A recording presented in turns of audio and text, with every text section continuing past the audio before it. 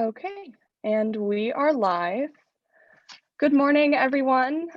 Thank you so much for attending our session this morning, or I guess now it's the afternoon. Today, we have the pleasure of hosting Dr. Angie Neison, who specializes in culinary medicine. As always, please remember that the Google form will be posted in the comments at the end of the session, as well as in our Instagram bio. With that being said, you can start. Okay, this is exciting. I've always wanted to shadow, or I've always wanted people to come and shadow me, but I was just telling her that this is a very easy way to do it because it gives me more time. As you guys know, if you've ever shadowed anybody, it's back-to-back patients, and you don't really have time to talk about cases. So this is a really easy way to be able to do it. Um, so let me introduce myself. I'm Dr. Angie Neison. I'm a board certified family physician, and I'm a culinary medicine physician in training. And here is our plan for the hour. I want to tell you guys a little bit about my journey and then explain what culinary medicine is. Hopefully get you guys excited about even going into family medicine. And then I'm going to go through a couple of case presentations, and these are real patients that I've had in my clinic. And I'll give you updates on how they're doing. But I want to get your wheels spinning a little bit about how I incorporate this into my practice with almost every patient. And then I do want to leave, the most important thing is I want to leave time for Q&A. And then obviously I want to give out my Instagram so you guys can, touch base with me. If you have any questions, I would love to help you guys along your journey and inspire you. All right. So a little bit about me. So before all of the, schooling, let me just tell you quickly, I grew up in a home where food was medicine. My mom was first generation Mexican American, and her dad had a heart attack in the hospital. And he also was diagnosed with diabetes. And the dietitian was telling and explaining my mom what things he should eat. And so my mom was young. She was in her late teens, and she was thinking about what it was she could control so that she could help her father. And what it boiled down to after what she did was self-study is it really was boiling down to eating more plants. And so she started incorporating that into what they were eating. And so her eating pattern changed. And then hence now my eating pattern changed. And then now my kids benefit from it. I have a 3-year-old and a 7-year-old, and we're in the kitchen all the time. You guys can see that on Insta. So I grew up in Texas. I was born in Chicago, but grew up in Texas, in El Paso, Texas. And then I did my college in San Antonio at St. Mary's. I was a biochem major and a minor in chemistry. And I love the sciencey stuff. And now doing culinary medicine, I go back to the biochemistry. So some of you guys who are biochem majors and you're like thinking, why do I need this? Why is this important? I promise you, it will all come back full circle. And it is just so fascinating to me how it does. This light bulb just comes off in my brain. And then I went to medical school at UT Houston. It's now called McGovern Medical School. And I met my husband there. He is an ER physician.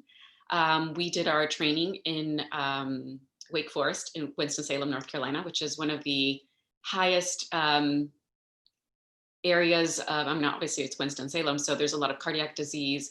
And so it was a really eye-opening way to be able to start to incorporate what my focus was always, which is preventative medicine. I knew that I wanted to go into family medicine because during my shadowings, I always felt like even when I was with other doctors, I felt like there was this ounce of prevention this opportunity that just wasn't taken. And I remember throughout, whether it was the hospital or whether it was the clinic, I was always just trying to give people these little pearls that I knew because of what my mom taught me at home. And I just wanted to, I remember being a shadower when I was at a clinic in San Antonio. And I just remember wanting to give someone an easy recipe because she was also Hispanic, and I wanted to tell her how I cook it at home, and it's still the same culture, and how this little thing that my mom taught me is going to be key for how she incorporates that into her cooking. So preventative medicine has always been on my mind. It's not very sexy, obviously. You're not counting the amount of lives that you save, but it is quite a bit of lives that you save. And you have to be okay with knowing that I did something good for someone, and you just don't know what the number of that is. My husband can tell you how many times, he's tried to save a life in a shift, and, I can't do that, but I feel really, really good about it at the end of the day, knowing that my career has really impacted a lot of people. And I'm doing my culinary medicine training at Health Meets Food, and I'm currently in my second year of that. Little bit more about me. So I practice in San Diego, California. I work with Sharp Steely. It's a multi-specialty medical group. What that means is there's a lot of different specialties, and we have hospitalists as well. And so, yeah, I can refer. There's like 650 something physicians, providers with our group.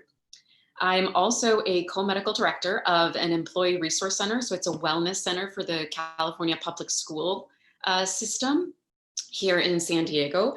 And they focus on stress management, education, culinary medicine, and movement. So I have an amazing team. I have a chef and a registered dietitian with a master's in public health, and a couple nutritionists, and then some personal trainers. And so I am the co-medical director of that, and it's really exciting. I'm also, if you guys have been following me already, I'm very big on climate action. So I'm a big fan of the planetary health, and I try to incorporate that in my practice however many times I can.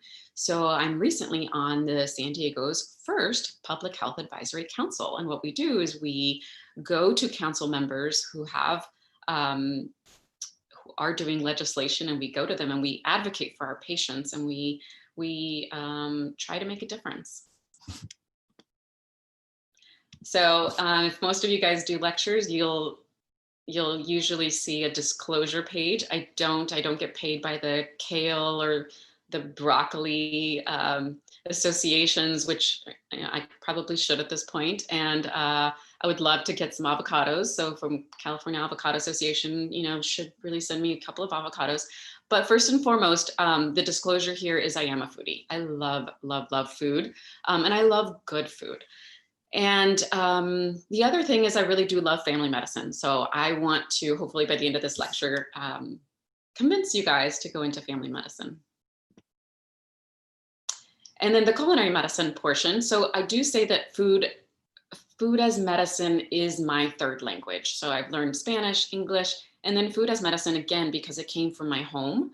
And it was just always there. I knew what the word fiber was by the age of 5. I knew what flax seeds were by the age of 5. My mom was making kombucha by the age of 10. So I grew up with this. So this is like very easy to me to just whip out a recipe and give it to a patient just in the same amount of time that it would take for me to write, an insulin prescription or diabetes medication. But it really, what it is it's blending the art of food and cooking and everything that I know about it, with the science of everything that I've learned throughout my career, including my biochemistry major, including medical school, and all of the diseases, and trying to combine those together in order to optimize a patient's health and restore and even possibly reverse some of their diseases. So before I kind of go back, let's do a little bit of some cases. So this is a real patient of mine. He's 70 years old. He had hypertension, hyperlipidemia, so high cholesterol, and diabetes for over 15 years. His last marker of blood sugar average is 9.2. And just to give you a frame of reference, anything above 6.5 is considered diabetes. And so in the 9.2, that's definitely over like 250 on average what your blood sugar is. And anything normal is under 126.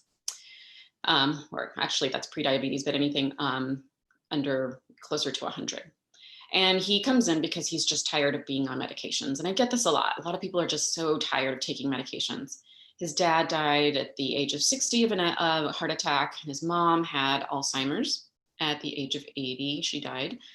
He takes care of his grandchild 2 to 3 times a week. They go to fast foods on those days he's taking care of them. He orders a double Whopper with bacon and a Diet Coke, but he says that he heard something on the internet that reverses diabetes and he wants to know about it. And he doesn't really cook. He does like barbecuing though. That's kind of his thing. And he's really famous for making his chili. And his breakfast is usually cereal, and he doesn't like vegetables, so don't even try to go there, he tells me. He doesn't exercise, and he used to smoke, but not anymore. His blood pressure is elevated. His BMI is 45. Again, anything over 30 is in the obese category. Anything over 40 is morbidly obese. His cholesterol is, his LDL is 90. He's probably, anything under 100 is what we consider a goal for diabetes. So he's probably taking his cholesterol medication. His kidney function, which is a GFR, is 55. So under 60, we start to call it chronic kidney disease. And then again, his blood sugar is elevated. So at this point, you guys are probably like, what? Family medicine is already hard. And on top of that, she wants to add culinary medicine. Like, really, why? Why am I going to go into this field when this is basically just one case out of 20 that she probably sees in her clinic? And you're thinking, oh my gosh, no way. There's no way. But I will challenge you guys. Anytime you ever think that there's so much in a case, I want you to look at it and say, what is the opportunity? Because this guy, we have a lot of opportunities here. And you can't go all or nothing. You kind of have to start with baby steps, and you have to meet the patients where they're at. So what I know is that this is sort of my, I told you guys my grandfather had a heart attack. So I have heart disease on my mom's side of the family. My dad had a heart attack a couple of years ago. And so now I know that this runs in my family. So this is a study that sort of makes sense for me. So any of you guys with heart disease in your family, this is for you, because they did a study in 2016 where they took 55,000 participants plus. They looked at their genetic risk, so basically someone like myself, but they added those who had a favorable lifestyle. And they saw that there was 46% fewer cardiac events. And the favorable lifestyle was not very hard. It's basically, you don't smoke, you're not obese, you exercise, and then the exercise wasn't even that much. It was like 4 times a week, 3 or 4 times a week.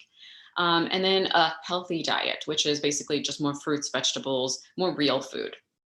And then less of the refined foods, processed meats, but 46%. So that tells me that I just need to work on myself. Doesn't matter what my grandfather had. Doesn't matter what my dad had. I need to put in my work.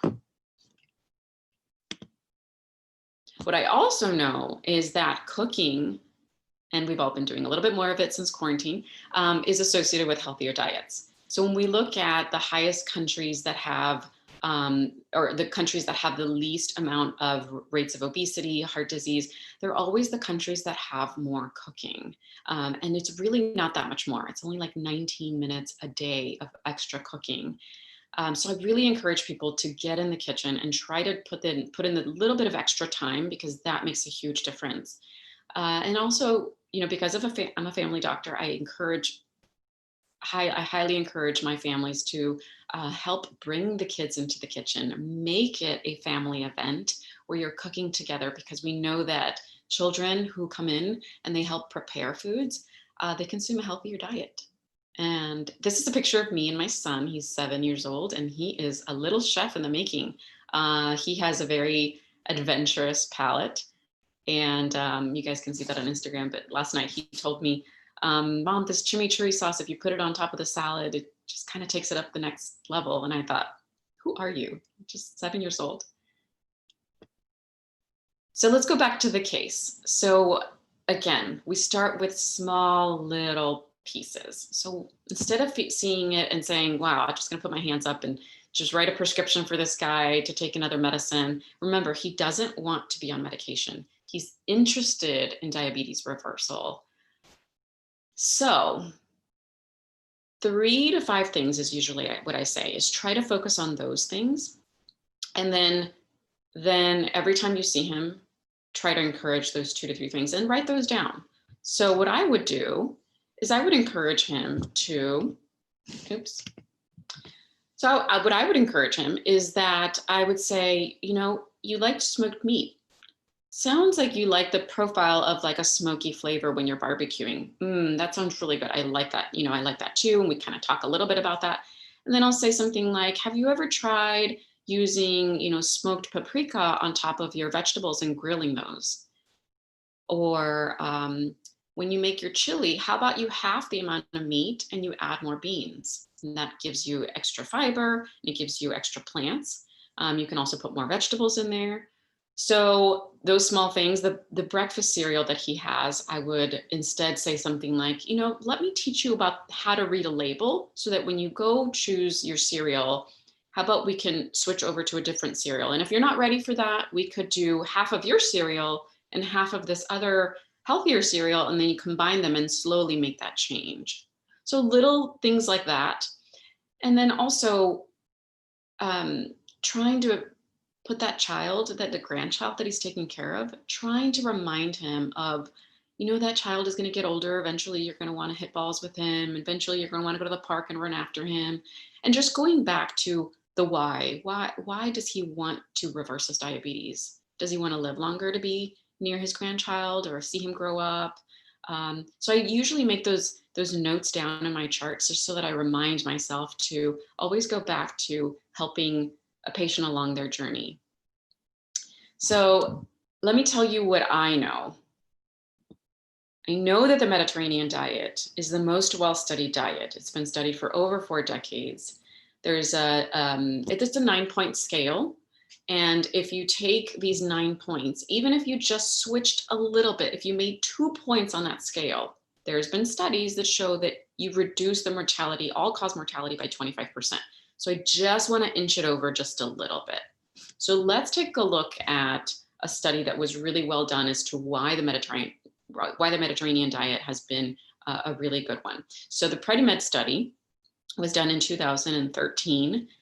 They took 7,500 high-risk diabetes patients, so basically like my patient, or someone who had multiple risk factors, like someone like me, who's got heart disease on both sides. And then they stratified them and they gave one the control diet, which was just like a low-fat diet, just kind of told them to eat okay. And then they had another group that had the Mediterranean diet, which these 9 points, which I'll cover soon. And then they gave them a jug of olive oil. They actually gave it to them.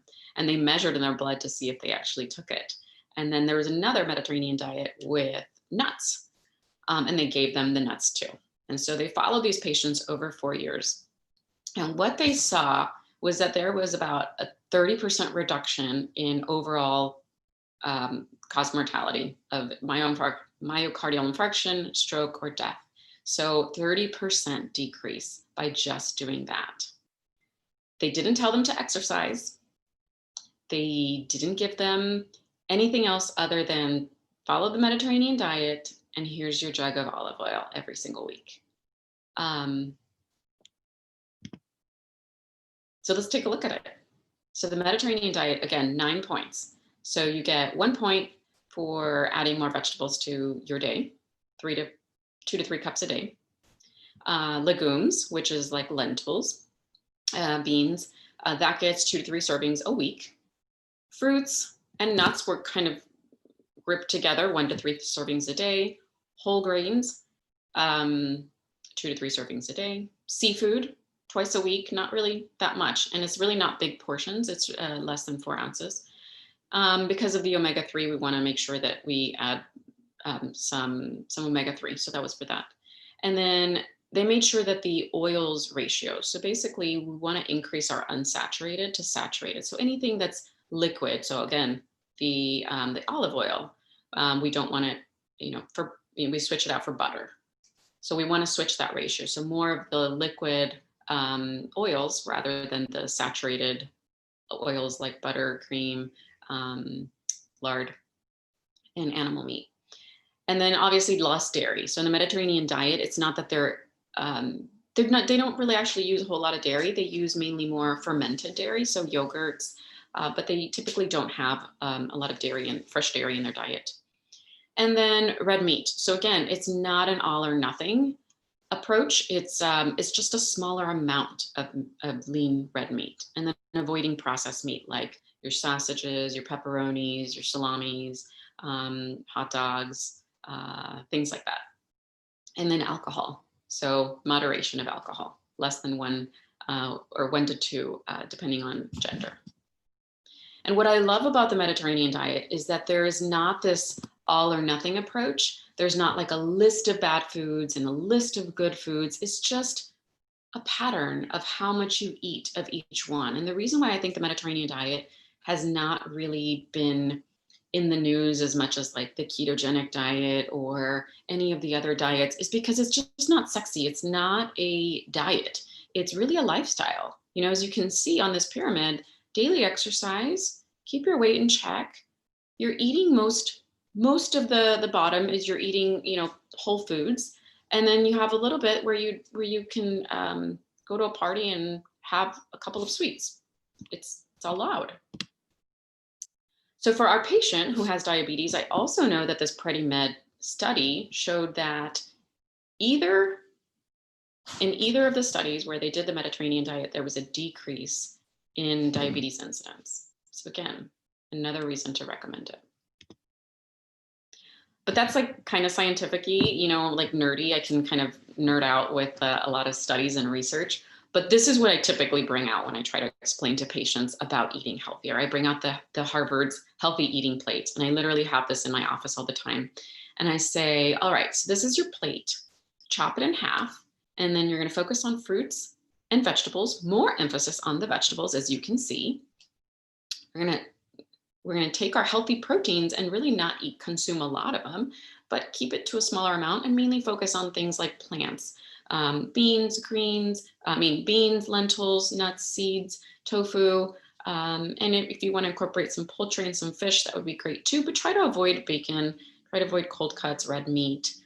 So for our patient, I would literally say that. I would say, you know, could you start cooking with a little bit of the healthier proteins? And then the other thing I would tell our patient would be how to cook those proteins. So we know that healthier proteins, when they're cooked at a low and slow heat, they give off less of those advanced glycation end products. So they're more carcinogenic if you put them on an open flame with the fire.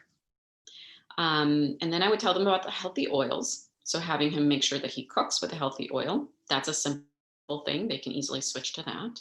And then just focusing on water. So I know he's drinking some Diet Coke, but I would probably say, you know, could you just switch over to just drinking more water? You can flavor a little bit of your water with some mint or some lemon juice, and just try to decrease the amount of Diet Cokes. And I don't have time to go into that, but I wrote a whole post about why to decrease artificial sugars in the diet.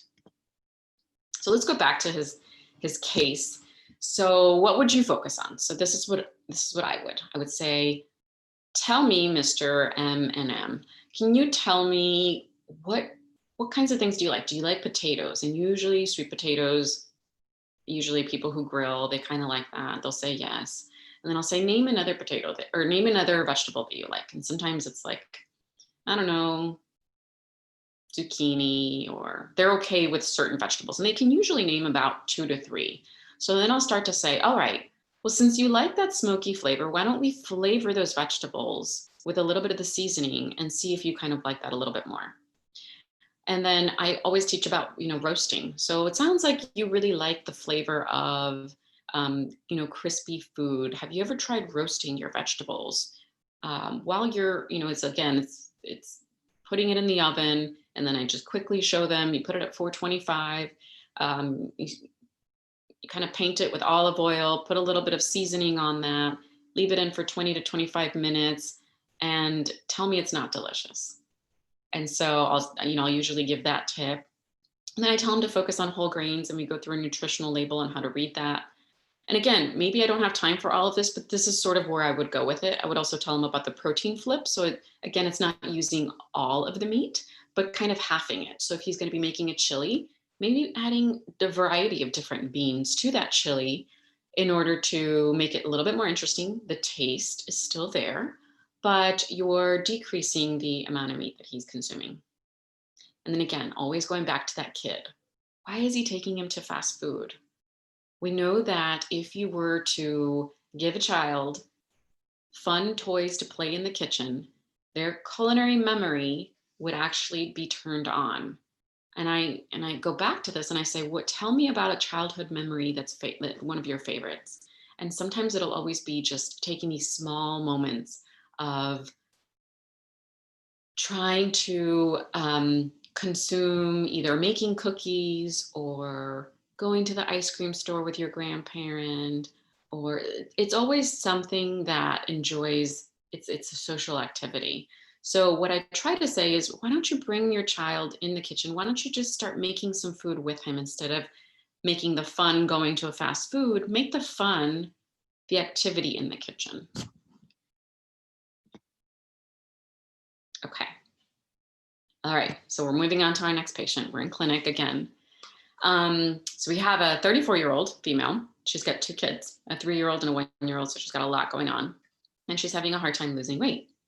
She is tired all the time. She kind of grazes at meals, and then she eats a big dinner. She kind of grazes when the kids are done finishing eating their food. And she kind of, picks that up and then eats a big dinner. And then she's just really, really fatigued. But she's also wondering, gosh, is there any diet pill that I could just take to make it, easier for me? Because I don't have time to cook. I do buy a lot of frozen foods at Trader Joe's. She does have a history of gestational diabetes. So this is important when I take patients' history and I ask them, what was your first pregnancy like, or what were your pregnancies like? So it's very important, because part of that tells me that when you have a risk of having gestational diabetes, your risk of having diabetes is actually a lot higher. So that's always important. She does have diabetes on both of her sides of her family. Heart disease also runs in her family, and high cholesterol. She says she eats pretty well. She exercises a couple days a week if she can take the kids to the Y. But again, this was pre-COVID, so she can't do that anymore. She's not smoking, no drugs. Occasionally we'll drink some alcohol. She has a BMI of 31. And again, anything over 30 is obese. Her blood pressure is a little bit on the borderline. It's pre-hypertension. That 90 would actually be considered hypertension. So she's definitely heading that way. Her overall blood sugar, pre-diabetes range.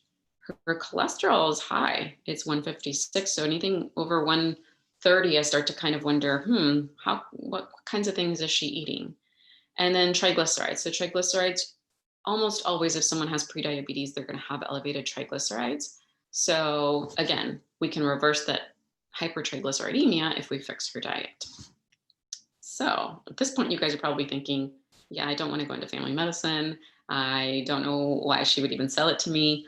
But let me tell you that there is really good news. So this is the good. We know now that genes don't define her. We know now that she doesn't quite have diabetes, which is a good thing, right? And she's young, and she does exercise, and she does do the shopping. So she's already ahead of the previous case. And so what I tell patients, what I tell students is this is the gift. This is your gift patient for family medicine. You have the ability right now to change the trajectory of her health and that of her kids. So this is the impact. This is where preventative medicine is really important. However, you also know in the back of your mind that diabetes is quadrupled in the last, 30 years. So, and it's projected to still increase. So in 2010 to 2030, you can see that almost every continent has an elevated or projected increase in diabetes. We know that 1 in 3 Americans are pre-diabetic, but 90% of them don't even know it. We also know that there's an increasing risk of metabolic syndrome. And that in 2016, and since then, the US adult life age of death is basically decreasing. So we're not living any longer. Now here's the ugly. There's evidence that kids are actually gonna live shorter lives than their parents. And 60% of today's 2-year-olds are gonna become obese by the age of 35. So again, this is your gift. This is the family medicine gift. This lady comes to you. This is your opportunity. So what 3 to 5 things would I want to focus on for her? So 1, I really want to prevent her diabetes. I really want to work on it. So if I talk to her about how to eat better, I know that in 5 years, her chances of getting diabetes are going to be less than 50%. I want to empower her and empower her family, because I know that she's not just my patient. I do worry about those kids that she has and what the impact of their diet is going to be. And I know that I can tell her what my mom did and how that impacted me. So I want to support her.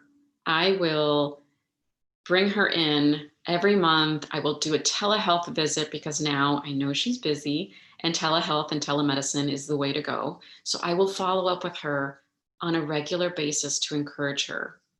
And then we're going to talk about 2 to 3 things that she could change.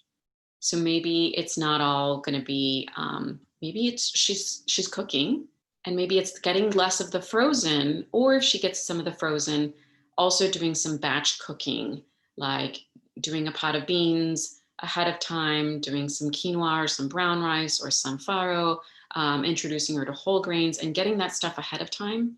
And then also trying to give her some tools. So I have a list of tools that I give my patients that they're little kid tools that they can cook with in the kitchen, and they can come and help you. And my kids, it's a fun activity. They're meal prepping with you. And then you have delicious food that you could cook with later. So it just makes it easier and fun. All right. So this is the next case. And again, family medicine is full scope. So I see kids, I see babies, I see adolescents, and I see people who are in their last years of life. So it's just an honor to be able to take care for 4 generations at one time, sometimes even 5 generations. And again, it all ties it together. So this is a patient who I see her mom as well, but she brought in her 12-year-old because she's now here for a physical, but she just turned vegan. And she wants to ask about her diet. Her mom is concerned because she's not getting enough protein. And when you ask her, well, tell me a little bit about why you changed your diet. And she says, well, I want to do it for the environment. And she's been making a lot of pre-made meals. Mainly she goes to the frozen section and she sees, and it says vegan, and she'll just buy it and she'll throw it in the cart when she's shopping with her mom. She does feel like she does need to eat better, but she doesn't know where to start. And she has a sweet tooth, but mostly vegan desserts. And then she asks about supplements. So, there are a couple of things with this case. So vegan doesn't necessarily mean that you're healthy. You can be a vegan who eats Oreos all day, and that's vegan still. Or you can be a plant-based vegan with a focus on whole foods that are all plant-based. So there is a difference between those two, and I always try to make sure that I steer someone like this in the right direction. So for one, this is the kind of patient that I really love, because she is taking it and she's empowering her family to make these changes, and it's coming from the child. So I look at the mom and I tell the mom, congratulations, you have an amazing daughter. She is going to make an impact in this world, and she's doing the right thing. And the parents kind of look at me like, what? I didn't bring her. I wanted you to tell her to eat more meat.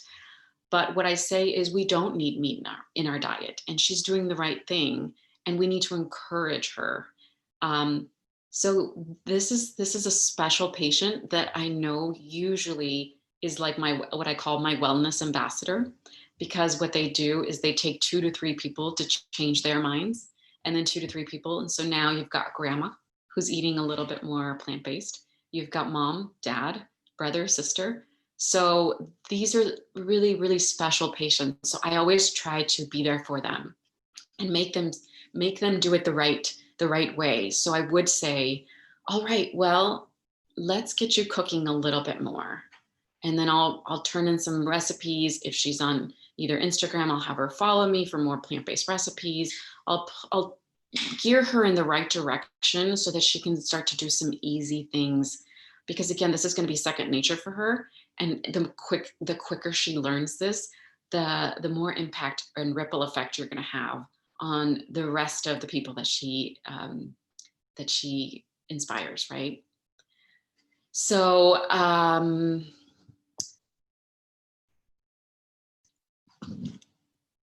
Let's take a look. So supplements. So one thing that I want to ask her is if she is taking a vitamin B12 supplement. So I know that you can't get vitamin B12 from your food sources if you're fully plant-based. And sometimes even when you're vegetarian, you have a hard time getting the bioavailability from vitamin B12. So I would just quickly have her take either a spray or a tablet or something that incorporates vitamin B12 so that she doesn't become deficient. I also want to make sure that she's not doing it for the wrong reasons. She has a history of family history of depression, and I want to make sure that that she's not doing the dieting for, I want to look a certain way, or everyone around me is telling me to eat this way because, she's starving herself or whatever. So I always want to say, why are you doing this? And try to bring back as to the reasonings for going forward with this. So the other thing I always point to is, so I would consider her sort of my A++ student who's on the planetary health. And I just want to make sure that she's got these little tiny pearls, that she's making sure she's got a checklist. So there's a daily dozen, there's an app for this, and that she's checking off that she's getting all of these nutrients in her diet daily. Vitamin B12, I think, is not on there, but I usually make sure that I write it in there on the sheet. And that she's also exercising, eating vegetables, and incorporating, again, some of that whole food approach. So that is a little bit about me. Those are the cases, but I'm mostly a full package. So I'm, family medicine. I do a lot of culinary medicine in my practice, but I talk a lot about not just eating right, but exercising, sleeping well, because we know that if you don't sleep well, you're not going to eat well, you're not going to cook well, you're not going to shop well, and you're not going to exercise. So I do think that sleeping is so important. And then I talk a lot about, on my Instagram page, about filling your spirit, nourishing yourself, whether it's with good food, whether it's nourishing your body with exercise, your mind with filling positive things. A lot of times we have a lot of news outlets that are so negative. So trying to fill and balance that out, so it's not all negative, but you're also filling your brain with rest and proper positivity. And then always, connecting with others and finding ways to connect around food or around exercise with patients, or with your community. And then being mindful of what it is that you're incorporating into your diet. Again, the planetary health, being a conscious eater. So simply put, just eating real food, not too much, mostly plants, like Michael Pollan says. And my advice to you is never give up on patients. I've been in practice for almost 10 years, and I know that the moment that doctors give up on patients, they start to give up on themselves. So I never give up on patients. With the first case, I'll go back to the first case, the guy who had diabetes. He is now 2 years on no insulin, much less medication. I think I have him just on metformin. He has partially reversed his diabetes. He's in the now pre-diabetic range. His 2-year-old grandson is now obviously older. He's no longer going to fast food. He's making his own food at home. He's lost like 30 pounds. He feels better than ever. And now his family comes to me, and they keep telling me how awesome it is to be able to have him have his spirits back and feeling positive about life. And when I ask him, I'm like, was it hard for you? He tells me, it was initially, but 2 years in, it's my new normal, is what he told me. It's my new normal. So that's really positive. The second patient, the female with the 2 little kids, she is now cooking a lot more. She knows how to shop. She knows how to read labels. She's had now another child. She did not have gestational diabetes with her third. And she is using some of the tools she gave them for Christmas, some of the tools that the list have provided, so that the kids have little knives, and she's trying to constantly bring them into the kitchen. And then the last case, That was one of my newest cases. So we'll see how that evolves, but I'm super excited about that. So I'm going to stop the share screen because I want to be able to take some time for some Q&A. And I'm going to look into the chat box here. Ah, perfect. The affording healthier foods. Well, here's the thing about family. This is the thing about culinary medicine. We teach that food doesn't have to be bland. It doesn't have to be expensive. And it doesn't have to take a lot of time to cook. And those are the three things. And it's tailored to every patient. It's a little bit different, but plants are not very expensive. Lentils, the whole bag for a family of 4 to 6 is $1. And so I teach how to make batch cooking and how to incorporate that. Meat is actually the most expensive thing. Do I do blood tests to make sure that health issue is not from thyroid? Yes, yes. Part of my guidance into patients is picking up evidence, right? So you're kind of like the investigator, and part of the investigating of how to guide them is making sure that they're not pre-diabetic, making sure they're not having thyroid issues, making sure that their blood pressure is normal. Do most of the patients who come to see you make life changes to their lifestyle diet since you're a culinary medicine specialist? Yes. Yes, I'm kind of like their coach.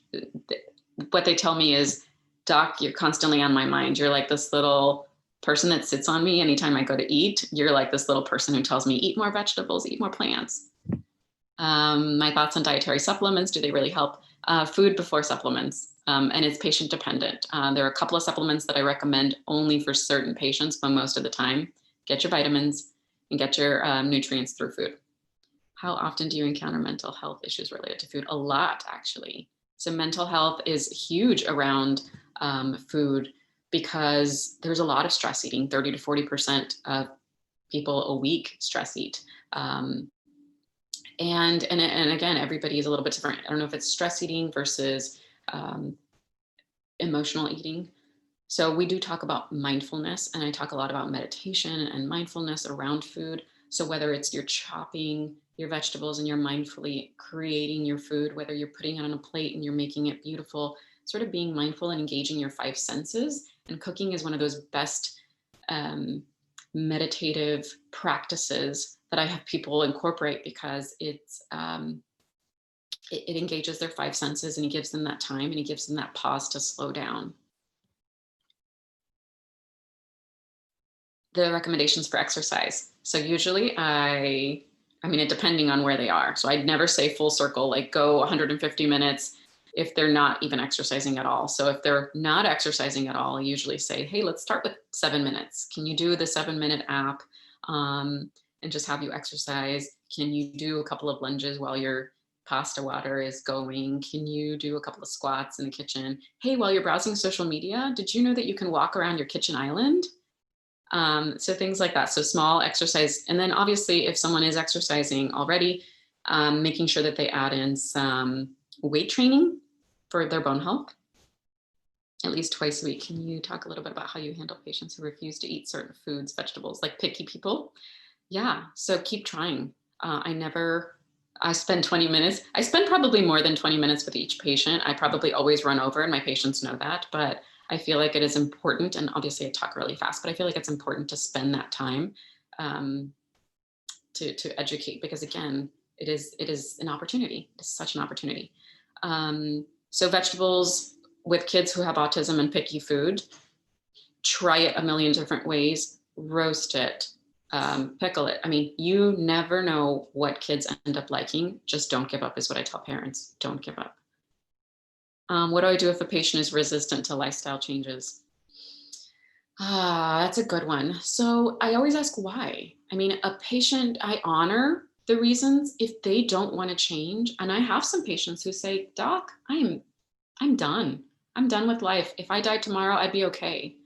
And for that patient, I'll just talk about, food and how good it is. And I'll focus on something else, maybe their mental health. I'll focus on their spiritual health. But if they don't want to listen to the food part, you know what?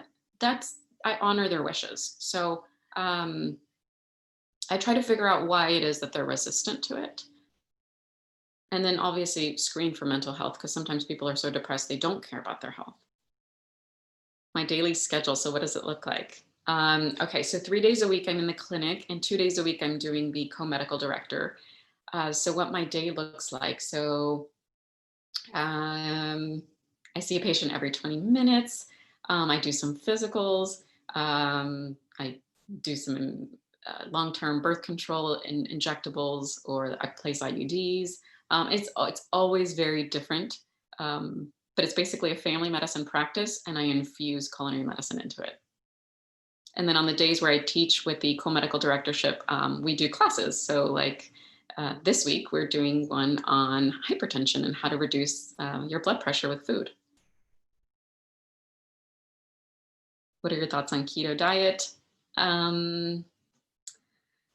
I think that there is a dirty keto, and then there's a way to do a cleaner keto, but I usually don't think it's sustainable enough. I don't know that we have enough research on whether it's sustainable. Again, the Mediterranean diet has 40 years plus.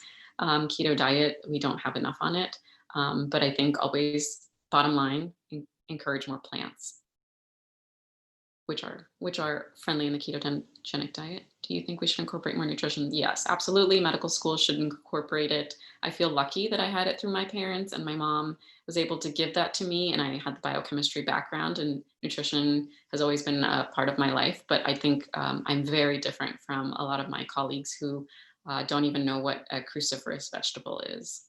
What is the educational process that you go through to get into culinary medicine? So culinary medicine is an added board certification after you're done with residency. And I think it's actually helpful to be done with residency and have a couple of years in practice in order to be able to even apply it, because I think that it makes you really think on cases on where you can improve. But it's a 2-year board certification through Health Meets Food. Do you recommend being a culinary medicine specialist over being a nutritionist? The differences. So with culinary medicine, a registered dietitian could do culinary medicine. So for my practice, it's really just, the difference is that I can prescribe medications in conjunction with prescribing a healthier diet and showing those tools on how to do it. I don't think that it's an one versus the other. Like, for instance, my team at the Wellness Center is a chef who trained at the Culinary Institute of America, and also a registered dietitian who has her master's in public health. And so it's a team approach. And we also have nutritionists. So it's not an all or nothing. Everybody plays a different role. I'm not trying to fill other people's roles with this. It's more of a team approach and saying the same message over to patients. My thoughts on protein powder. Ooh, good one. Go to my post there's a smoothie on it on Instagram. You can go to that one, and it tells you everything you need to know about protein powder. The difficult part of my work. I feel like the difficult part is probably the amount of time that I would want to spend with a patient and not having that time. And I think that a lot of doctors feel that. And I think a lot of doctors feel that they can't quickly talk about it. It's not as natural. And so they would rather just write a prescription and tell a patient to go see a dietitian. But I do think that it's so important, because the message that it comes from your own doctor, if your own doctor believes in it, if your own doctor lives, breathes it, and inspires you to do it, you are more apt to changing that. So I do think that it's work that needs to be put in by physicians. Do I think other specialties would benefit from it other than family medicine? So I'm biased, obviously. I think family medicine is sort of like a global generalized approach. And I think that because food is everything, it is what we eat 3 times a day. It is what we eat, and give our kids. It is how we show love when we are at a family gathering. I do think that family medicine is the perfect segue into culinary medicine. So that, and also because, with family medicine, we focus a lot on preventative medicine. When I was doing rotations at the hospital, I remember seeing the amputation on the foot. I remember thinking, if I would have only known that guy 20 years ago, I could have prevented that. You know, you see someone who's post-op, post-MI, and they're given all these medications, and you wish, could I have impacted that patient, 15 years ago? So because my thought was always, how could I go back in time? It just led me to family medicine. I just thought it was the perfect segue. And the more I kept going back, the more I thought, well, I definitely want to incorporate this for patients who are pregnant, because when they're pregnant, we know that it affects the baby and the fetus, and we want that fetus to grow up with the best nutrients. How has COVID affected my daily life in culinary medicine? So right before COVID, I was cooking with patients in the office. Yeah. So right before, we were actually doing cooking appointments, and that stopped. But I'm working on a project, and we're hopefully going to bring that online. And everything's just virtual now. So they can't like engage and smell and taste the food, but they can kind of see what I'm doing. Thoughts on consuming alcohol. So the one alcohol drink a day, again, moderation. I'm not an all or nothing. If you consume it, moderation, just like food. What kind of medications can you prescribe that our nutritionist can't? All medications? What are foods that are disguised marketed as healthy? Oh, that's a great question.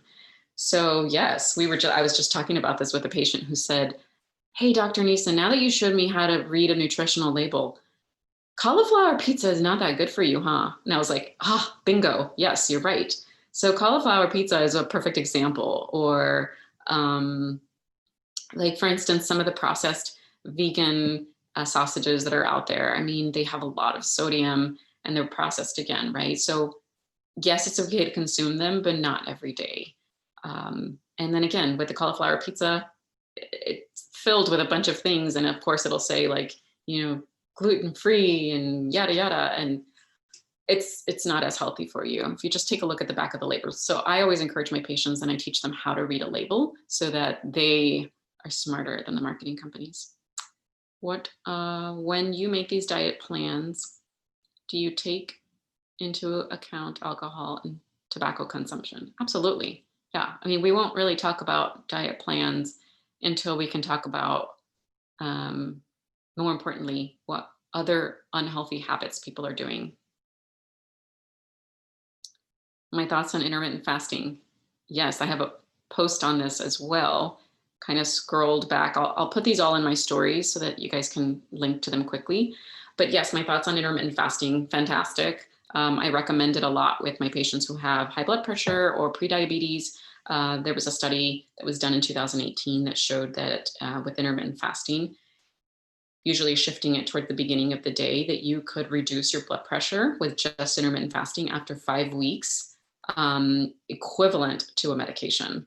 And also you can prevent diabetes and oxidative inflammatory factors, lots of stuff to come to it. So I definitely recommend, but I don't recommend the super long fastings without talking to me first. So I definitely do the intermittent more. How do I work with patients if they live in a food desert? Fantastic question. So when I was in residency, one of the things that I had to do in my first week was to actually drive around some of the neighborhoods in the area of Winston-Salem where there were food deserts, where most of my patients did live, and they had a convenience store, and that was their market. So it helped me figure out, okay, how am I going to counsel patients in that respect? So I definitely work with patients who live in food deserts. Yep, that's been part of my beginnings of from residency. Do I have any dietary recommendations specifically for college students? Yes, increase your brain food.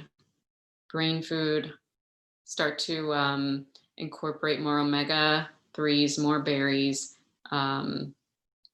start to incorporate more leafy greens.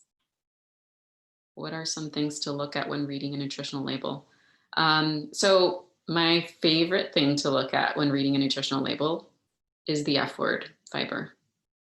So don't forget about it. The more fiber, the better. How do you feel about people on Instagram without degrees, influencers making meal plans for people? Um, I don't really, I mean, I'm not, I feel like right now, because I went into the space of social media, I'm sort of just, I mean, my patients are going to be on social media no matter what. So my reasoning for starting it was just to kind of get the same message that they're getting from other people, but maybe do it in a more evidence-based approach. Um, and something that may ring more true because they know me instead of some other influencer. But as far as meal plans, I think some of them are great if they know, if again, promoting health and promoting overall more plant-based diet, whole food plant-based diet. How would you work with someone with autism who maybe can't expand their meal choices? Well, I actually have patients like that. And we, it's a little bit difficult, it's a little bit challenging, but we start with just even like colors. So working with colors, which ones are their favorite, working with textures, which ones are their favorite, which ones are not their favorite, and why, and figuring out the why. Like, even with kids, even my son, he doesn't like mushrooms, he doesn't like tofu. It's the texture, and that's okay. That's totally fine. I get that. I understand that. And so you just kind of work with what it is that you know, and then start there. How do you deal with patients with eating disorders? So when I'm getting a dietary history, I mean, a lot of people have overeating disorder, the ones that I see. But it's really making sure that they're not doing the dietary, just straight diet approach where they're counting calories and making themselves crazy and following a strict carbohydrate guidelines to make sure they're in ketosis. And I just tell them food is food. Food is connecting. So just stop making it just be mindful about it, and you can definitely go overboard with that. So I try to bring them back to a healthy relationship with food. With so many conflicting information concerning diet, how do you recommend for someone to navigate the right information when doing research? What are things to look out for, red flags? Good question. Yes. Citations. So always make sure that you're looking at where they got this information. If they're, for doctors, I always make sure all of my friends and we always try to put the source of where this research was done, and then looking at the research, because some research will just navigate towards what it is that you want to convey. So looking at it and make sure, how is the research done? I was involved with a research project just last year, and I have humongous respect for really good research trials. And they're lacking in randomized control trials in nutrition, because again, you just want to make sure that with nutrition, you are, you can't give someone certain types of foods and then not give it to the others, because, food it's kind of hard to do that. So it's really hard in the nutrition world to do, randomized controlled studies, but there are out there, they are out there. So just really taking a look at, one, does it make common sense? How many research studies have been done on this?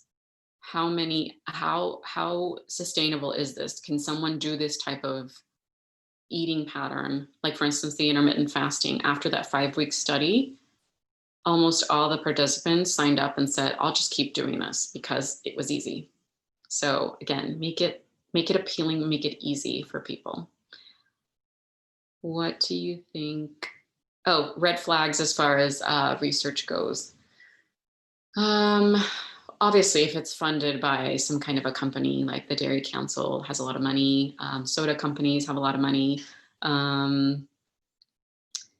USDA, the meat industry, has a lot of money. So there's a lot of lobbyists, and so you can't, you have to take it for face value. What do I think of calorie tracking?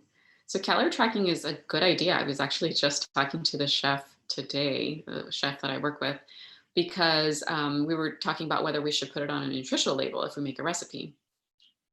And I would say yes, because there are certain people who will just add a lot of high calorie dense foods. And yes, they're whole foods like nut butters, for instance, or olive oil, and you'll just glug, glug, glug, glug, glug.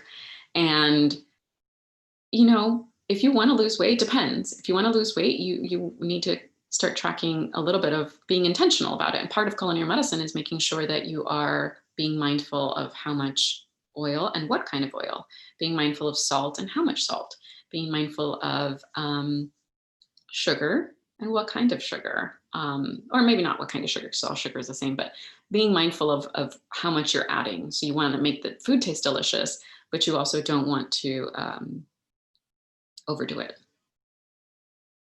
What is the most common type of patient I see? I kind of see all sorts of types of patients. So again, family medicine, full scope.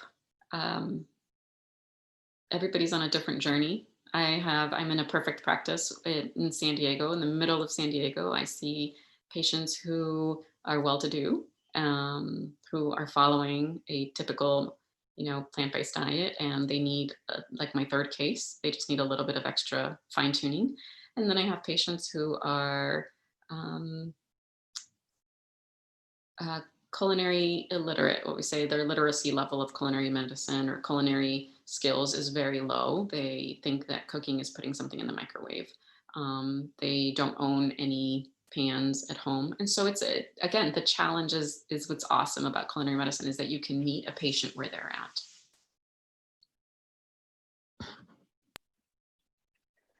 Thank you so much, Dr. Neison, for taking the time to speak with us today. We all learned so much. It was such a wonderful presentation. Thank you for everyone watching, thank you so much for joining. We have posted the Google Doc for attendance in the chat box, and it will also be posted in our Instagram. And before we close, I just want to make another announcement about the monthly roundups that Isis and Aaron came on yesterday to talk about. So our consistent format of requiring live attendance will stay the same, and our Google form will continue to stop accepting responses after 30 minutes. But the only difference from here on out is that on the last weekend of each month, we'll be opening up all of the forms again to allow you to go back and rewatch the recordings that you were not able to attend live, and get credit for those sessions. So this will be starting Friday, October 2nd at 11:59 p.m. and that will go through Sunday, October 4th at 11:59. So you'll be able to watch any session from the month of September, including our August 31st session, and fill out the form.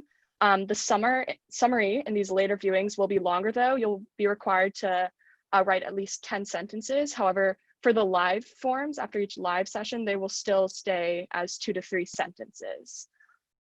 So thank you again, Dr. Neison. Everyone, remember to check out her Instagram for more information. And thank you so much again. You're welcome. Thank you, guys.